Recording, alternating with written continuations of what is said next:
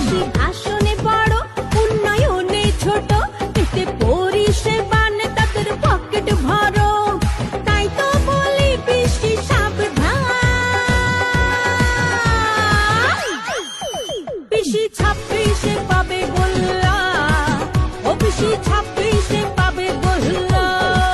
কখনো গরু পাচারে, কখনো কয়লা পাচারে, কখনো SSC-তে তোলামূল ঘপলা করে। তাই তো বলি পিসি সাবধান।